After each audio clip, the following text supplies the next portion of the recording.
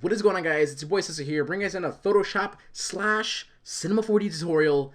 I know it's been like literally it's been a year and 2 months, but who's counting, right? But anyway, no, seriously, you guys really like fill in my comment section, my Twitter mentions at least 3 people a day asking me, hey, why don't you do 3D anymore? You know, the reason why I stopped, really quick, explanation is just simply enough, it was all about, what house items you can find, model them, put it on your slapping cool Cinema4D SOAR or phase render or something like that, slap on some cool materials, put it in Photoshop, add a cool CC, some flares and some particles, and then that was a 3D banner.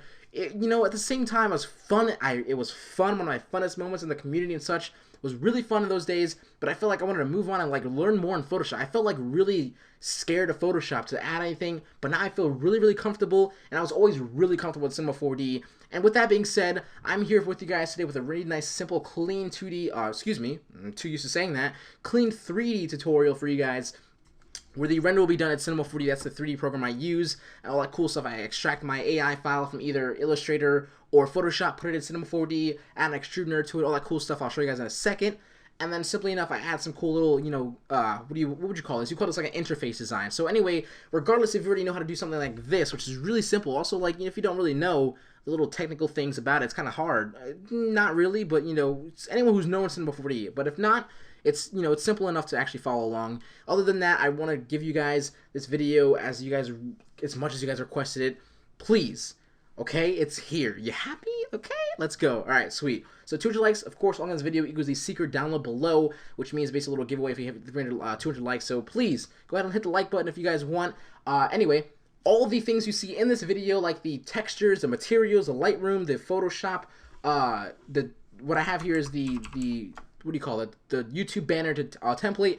All that will be in the description below, so please go ahead and download. It'll be one simple file. The Cinema4D file is a .lib file. To get there is simple. Right-click on Cinema4D, right here. Simple enough. Go to Properties. Once you've done that, go to Open File Location, and then you just simply want to go to Plugins, I believe. Oh, not Plugins. You want to go to Library, Browser, and then you just put all your .lib files right in here, which is the ones that you're going to download from me, and you simply just open it up. I'll show you guys how to open it up and all that cool stuff. That's how you do it. Alright, all that explanation is done. I appreciate you guys watching this video. Let's get going to it right now. We're going to do the Cinema4D part right now. Alright, let's do it. So, this is what happens when you drag any type of AI, or you save any AI file, meaning the path file, like I said before. If you guys didn't know, the Photoshop path file is this thing like this. Whether you make a path or something, or an Illustrator, simply enough, you have this little path. This one, extract this using the edit, or is it file? Yeah, it's file, export, path to Illustrator, and you save this work path, which is basically a path for you to actually put into like any 3D program or something like that, and then you can put it in Cinema4D, and that's how it works. All right, boom. So we have it here. If you guys have multiple shapes in your logo or your text logo, wherever your AI file is, simply enough, when you drop down this little group, it's gonna be one path if you have only one shape, all in the path together. But if you have multiple shapes, you're gonna have multiple paths. So to get rid of this, you simply just click on the first path, hold Shift, click on the last one, right-click Paths, and also just says Connect Objects plus Delete. There you go. You click on that, and you're good to go. It's all one path. So depending how many paths you have, just make it one. Make it simple for yourself. All right. With that being said, you simply enough go to Extrude tab, and we're going to go to Extrude NURBS here, and we're just going to simply enough, I'm pretty sure everyone in Cinema4D has heard this countless times, but if you have yet to heard it, or hear it, excuse me, simply enough to make, you see how like really jagged or really like straight edge the logo looks right now, because it's just, it's just straight, of course. So anyways, click on the Extrude NURBS, and go to the caps tab, and go to your start and end, and change these both to fillet cap. Every single time, anytime you do it. It makes it it just makes it look really smooth and clean. You can see now that logo looks really nice and clean and smooth. And go back to our Extrude NURBS tab really quickly. And if we go to Object and change our movements, third box over here, this is the depth of it. So if you want to just simply just change that to 50, it changes the depth, which is the length, I guess you can say, of the logo itself, like multiplied a couple of times. If you guys really know what depth is, I'm pretty sure all of you guys do. Anyway, regardless, once you've done this, you're ready to actually put it inside your Lightroom, which is also going to be in the video description, so please go check that. So simply enough, you can just select Extrude NURBS, hold Control C, which is, or like I guess, you know, Control C, and then you just simply go to your windows. If you have both of them open, you can just go to Windows and go to your default Lightroom, which is the Lightroom, which it's called that anyway. So you just simply click somewhere over here, and then can press Control V to finally paste it inside the Lightroom and actually move it wherever you want to move it. We're gonna delete these for now because I'm gonna show you guys how to get there. And what you're gonna do here, you're gonna simply just move this over right now. That's not moving it over. There we go. That's moving it over. And we'll move this back up here. Alright. So, the orientation of this is really weird. You see how, like, the left, right, up, down movement thing is, like, you know, really far away from the logo itself. Or not far away, but just really off. You can see that, right? So what you do is you can simply enough just click on this little orientation thing. I don't know, this little L-looking shape thing. Once you've done this, you can actually freely move these, and you can rotate it and put them right in the middle. So actually, when you rotate the logo or, you know, move it anywhere, it'll actually rotate in the middle. So make sure you just do that. You know, it's just a little pet peeve I have. Please do it. All right. So we're good to go. So what you're going to do here is I simply have a simple angle on my logo with the light on the bottom right here, which looks really freaking good. Oh, my dog, of course. Anyway, it looks really good. So when you're going to do that, you're going to simply go to your rotation tool, and then we're going to simply just move this up, just like so. Move the red bar up, and you can see the logo is going to be turning, you know, facing, going downward. You can see that. Looks really cool, and the light is right here. So anyway, when you open the Lightroom should have the logo, or excuse me, the light right in the middle, and place the logo somewhere around the middle so it's not too hard to find the middle, which is a little light thing, which looks really freaking cool. All right. So once you have this, we're going to simply just make a duplicate of this logo right here with the extrude NURBS. Just Control CV.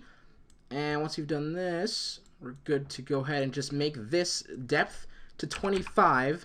That's going to be half of 50. And when we did that is because we're going to actually make the simple outline weird your color thing. You know, this little color outline thing. I literally don't know what to call it. I just wanted to put some kind of color on the logo. So when I put color on the banner, it just doesn't look like one, you know, splatted white logo or splatted multicolored logo, or, you know, whatever it is. I want to have a nice simple look to it. So what I did there is I just made that 25, half of what the logo, the original one is. We're just going to call this original. And then we're going to move this one back. So we're going to go ahead and simply just move this camera angle. And we're going to go here. And we're going to move this back. And just simply just take the blue line with your movement tool and just move it near the middle. You can see where the middle is technically. So anywhere near it is perfectly fine. By the way, what this camera thing is we're going to go back to our angle really quickly. And we're going to say that this is the angle we want. Looks really good, right?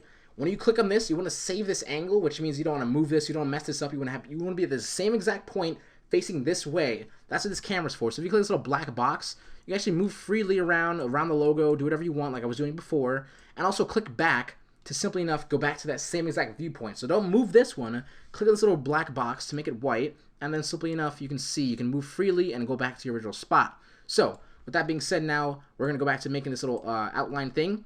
Click on the extrude NURBS, the second duplicate one. We're going to go to our caps, and the reason why we changed this radius to 2 and these to 2 is because if we change these, you can see that. I did that on accident, but you can see that it actually just gives a little hump around the logo, so it actually doesn't mess up anything, but also just increases the how would you say, the pixels just like bubble up a little bit. So if you go to the start radius and just change it to about 3 or 4, I would say 4 is pretty good. 4 is pretty good. So you can kind of see what the little thing did, and it just looks really freaking good. So anyway, to get to the materials, go to Window, Content Browser, and then soon enough you're going to see the word Clean. That's what you just click on, and then you just double click on the RC and the color material. So we're going to apply these two really quickly. We're going to apply the RC material to the bottom one, which is our original. We're going to click on the material itself, and make sure you change the projection from UV mapping to cubic, and also change it to seamless as well, or check seamless. Same thing with the color material. Simple enough, cubic, and then seamless, and then we're good to go. So there we go. That's basically the whole entire thing of making this really sweet looking little angle with your clean render. Also, if you actually, we're going to control click these two together and press Alt G to group them up with a null, and we're going to move the back just a little bit to make the light, make sure it's flashing perfect on the middle bottom. There we go. I like that. So there we go. Once you've done that, you can actually change your settings now. Here are my settings. We're going to make sure we save this at the desktop here. We're going to call this 3D render. Yeah, perfect. Save. Anyway, make sure you actually go to effects, and make sure you click on ambient inclusion and global illumination, which is going to be in the effects tab. It's not here anymore because I already have it added. But make sure you click on those, and those are my settings for them are actually as followed. Here we are. We have 0, 150, 100, 110, 128, and 5 for my ambient inclusion.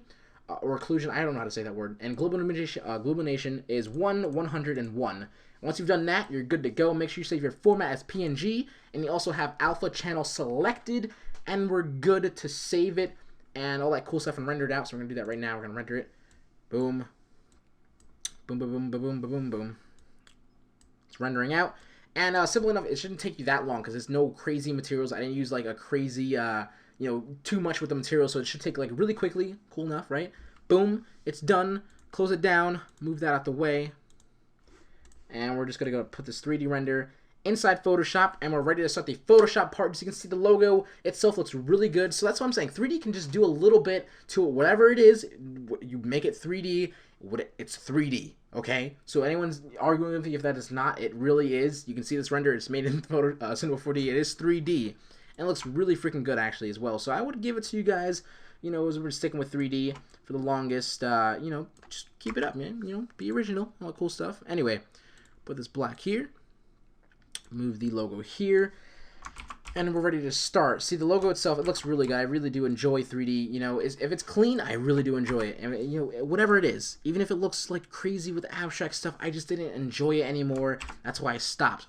By the way, my YouTube banner template has the Control-H rulers where you can see exactly where the middle is. So we're going to make sure the render is exactly in the middle. Move with our arrow keys, and we're good to go. Alright, so it's time to apply these little textures I have in the PSD as well, called 3D.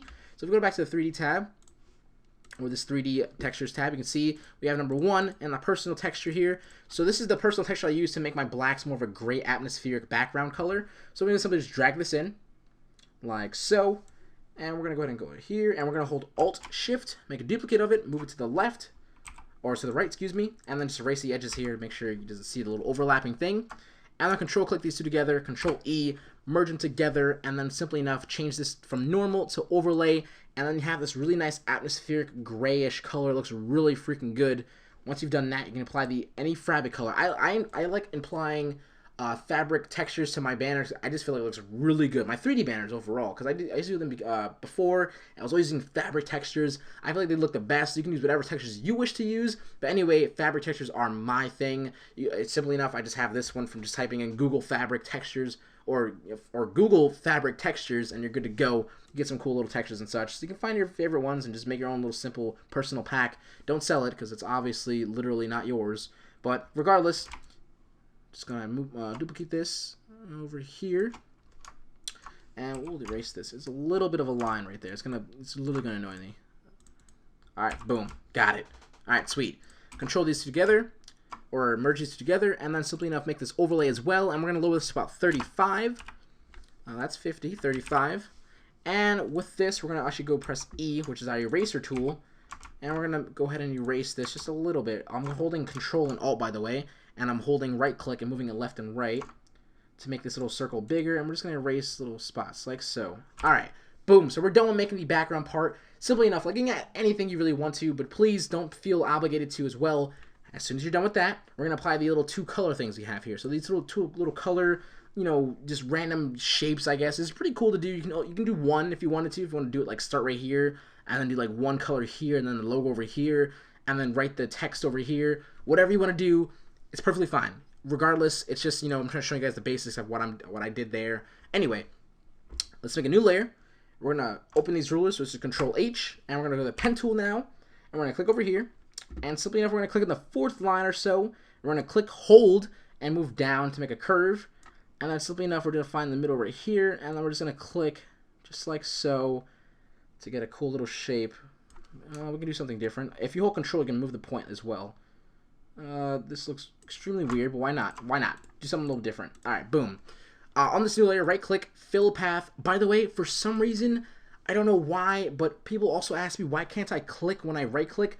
If you select Q, if you accidentally press Q, which is actually really possible, if you press Q in an accident, your layer turns gray, which is actually a quick toggle for your masking tool. When you're actually erasing things and whatever, you make it red. Regardless what it is, it's just masking. That's a thing where you can't actually do anything to the layer at all unless it's eraser or you're trying to select something with the little, marquee tool selections or whatever. Regardless, maybe that's your reason why, but I'm just trying to show you that Q will allow you not to select. So if I'm gonna show you really quickly. Fill path, it's on Q. You see how it's red? That's the reason. If I just get rid of the rulers and I try to actually press Q again, you can see that it only selected it. We don't want that. That's what that does. So that's just a little tip right there. Make sure Q is not selected. Right click, fill path, drop down, use color, press whatever color you wish. I'm just using white. And then Control H to hide the rulers. And we're going to simply press Alt Shift to move it to the right a little bit. And then Control T for free transform. And then right click, flip horizontal for the little layer right there. And then we have them both perfect on each side. We're going to use our movement tool. Boom. There you go. Sweet. Alright, now that that's all done and over with, is that the middle? Why is... Oh, this one's too much. Too much. Oh, no. This line right here shouldn't even be here, shouldn't it? Nope. Alright, boom. I'll make sure I save that over for you guys. I don't know why. That's the middle line. Sorry, excuse me. But anyway, yes. We'll move this to the middle now. There we go. Alright, boom. So we're going to merge these two together, or actually we're going to group them all together. Control J to make a duplicate, and then Control E to actually merge these two things together, which allows us to select both of them at the same time. Alright, so that's what we're going to do. We're going to select both of them at the same time, and we're going to simply enough make a new layer. Actually, first, we should actually do this. Go to our, our crazy textures and such. We're going to hide this for a second. Go to our textures. Make sure we group these together as well, because we're going to also do the simple, copy the background itself. Press Control J. We're going to name this. We're going to name it backup for the texture itself.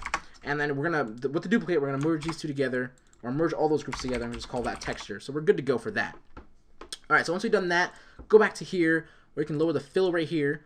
And what we'll do is we can select this, simply hold control, and then click on this little thumbnail piece right here. It selects this layer right here. What we're going to do is make another new layer. Right now, this is basically our template. We're going to name this template for now, just so you guys are on the same page of naming things. We're naming that the template, because that's what we're going to click on when we need to make the little, two things right here. I know we have this, but this is just a backup just in case, But make a new layer. On that new layer, we're going to right-click, fill with the same color. So I'm going to right-click, fill, color, select this orange here.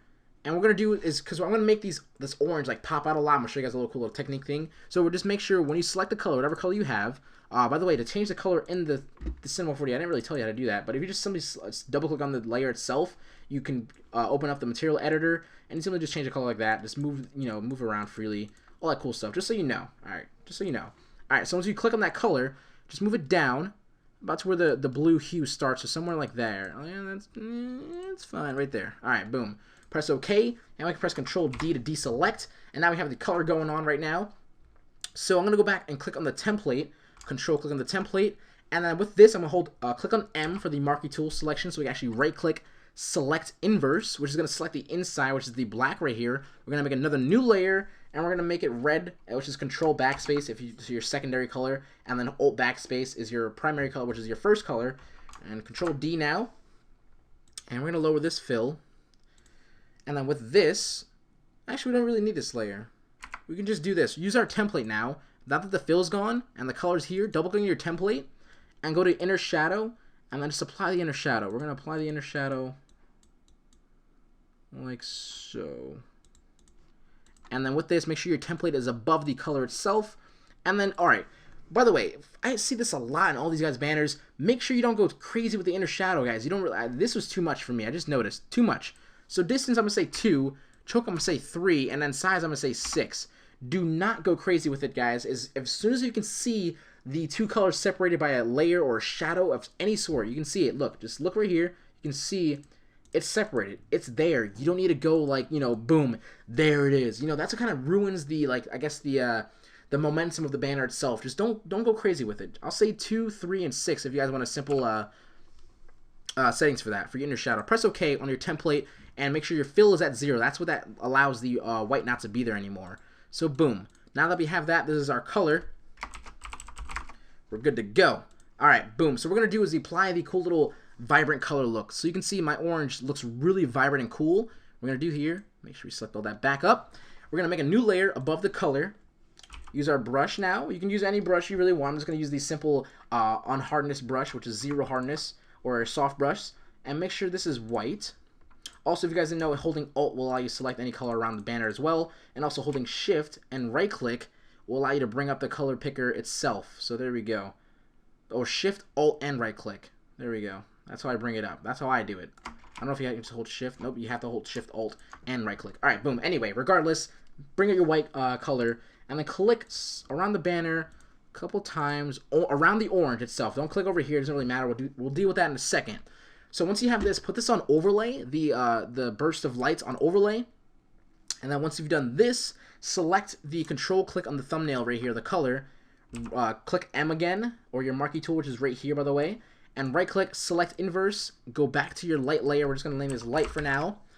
And then press delete on your keyboard. Get rid of the light on the black. We don't want that there. Regardless, there we go. That's how we get that color. And we can do that. We can do this again if we want with a smaller brush hits. We can do like that. Like that. And let's see what that looks like on an overlay. Not too much, right? We'll just lower the opacity a little bit. Alright, that's fine. That's fine. Anyways, once you've done that, you can just shift click on all those layers, or control click, and then control J to duplicate, and then control E. And also just go back to these layers and group them together, and then you can hide them, just in case you have to go back. And make sure you always make a backup for it. Please, please always make a backup. Alright, once you've done this, this is our color right now. We're going to duplicate this color with control J again, and then go to your normal and change this to multiply. Boom, secret released. It gets a really cool little color out. There we go. We'll just lower the opacity down to like 45 or so, and we're good to go. All right, we're basically almost done here. You can apply any cool little textures or stocks or whatever to your orange spots or your blacks, dark spots here, spacing, whatever. You can add my cool textures. I added this. I added this cool texture. This is in my new update, by the way. If you guys want to purchase my brush pack, it will be in the description below for you guys as well to purchase. It's $5 with unlimited updates. When I update my brushes, you guys get updates too through the email of whatever you purchase with. So something like that. We can do something like that, and then right click, or not right click, go on normal and change it to overlay. And then we're just going to simply erase this just a little bit with the soft brush, like so. And then once we've done that, we'll just lower down the opacity. So we get some cool little textures going. And of course, when I have this little light here, I have a light on the top as well on this banner right here. You can see what I did there. Simply enough, you just want to apply the light above everything, soft brush light. Make sure you press white, go to the soft brush, and make whatever house, I'll say about 800 size, or maybe a little bit more, 900 or so. And regardless, just click above it, and you get this cool little burst of light. And then, of course, if you guys want to also change the color afterwards, you guys know, but I'm just going to still say it. Hue and saturation will allow you to do that, and you can change the color freely, just like so. Boom. Looks pretty freaking cool.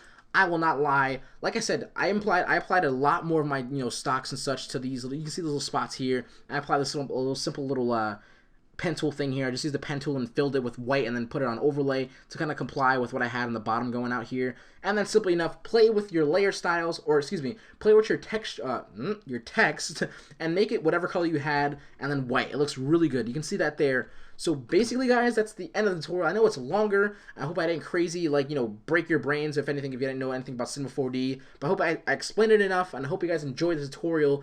Please leave a like. Please follow me on Twitter at SesoHQ. Please check out my Selfie at Selfie or Selfie.com/SesoHQ for any pre-mades products as low as $5 to $8 for revamps, without a pre-made, of course. All you need is Photoshop to edit them, all that cool stuff. So please go check them out. Also, comment down any new tutorial ideas you guys want to see me do.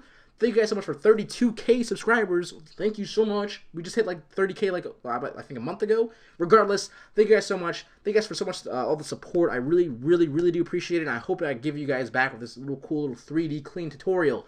Thank you guys so much for watching. So that's what you're out. Peace.